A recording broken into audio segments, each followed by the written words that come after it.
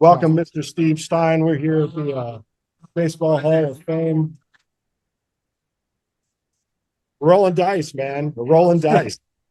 It is April Fool's Day, and on April 1st, 1985, the magical, mystical power pitcher, Sidd Finch, came to life, and so on.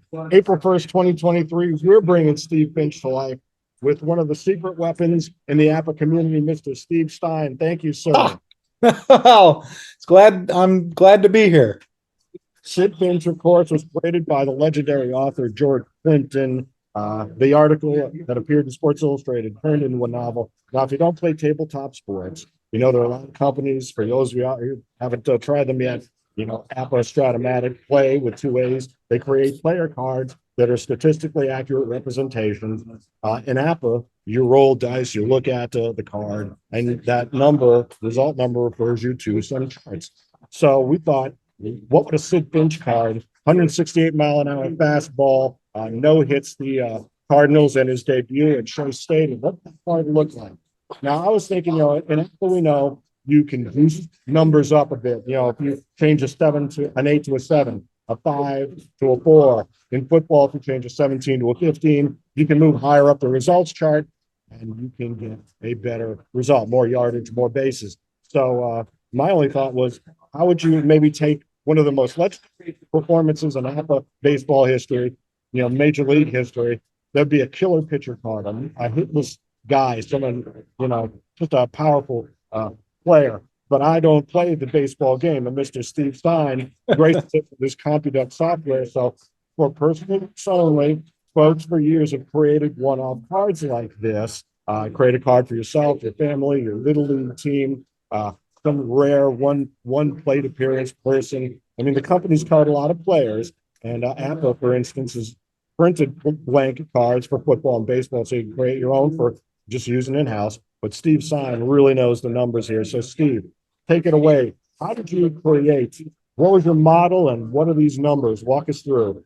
Well, first of all, we don't really have any stats on Sidd Finch, especially batting stats.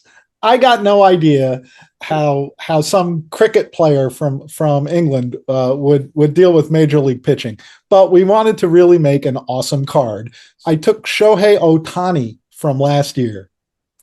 I added 10 home runs.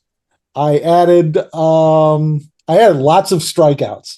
I think I added another 100 strikeouts. You figure someone who throws 168 miles an hour is going to strike out a lot of guys. So basically, I maxed out the strikeouts like 2.5 an inning, and you get this strikeout grade that is KXY, which means just about every result number your opponent rolls that isn't a hit is going to be a strikeout. So he's going to strike out a lot of guys. He's a grade A and B pitcher, which is the highest pitching grade. So a lot of the hits just are going to become outs, and some of them even become more strikeouts.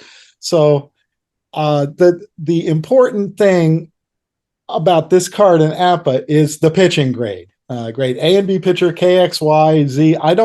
I don't think there has been a pitcher that is quite this good. I looked and I couldn't find any KXYs, and there are very, very, very few A and B pitchers. Like I think there's a Christy Mathewson, 1911 is an A and B. Anyway, so now the hitting numbers completely made up. Who knows how this guy is going to hit, but this is a let me just see here. This is a card that should slug about 570 with an OBP of about 356. So this is not the best card, but it's a very nice card. And not allowed in our tournament for that reason. I was thinking, though, what would a Stratomatic card for Sidd Finch look like? And that's pretty easy. Everything's a strikeout. Everything on the pitcher card is a strikeout. So APBA and Strat have very different balances between hitting and pitching. In APBA, it's all driven by the hitting, and the pitching sort of gets in effects that. In Strat, it's sort of 50-50. 50% the pitcher, 50% the batter. I remember I got into these games when I was about 9 or 10 years old, and I started with Strat, which I didn't know it at the time was like the second or third year of Strat. So it's definitely a lot less sophisticated than it is now. But in 1963, Maury Wills hit 2 home runs off of Tracy Stallard in a game, and that would never happen. Maury Wills, 1963. I don't think he had any homers, and it broke my fantasy expectations. If something happens in a game that's not baseball, then it really hurts. I mean, it's like theater, suspension of disbelief. You have to, you have to believe that the game you're simulating is really going to be realistic.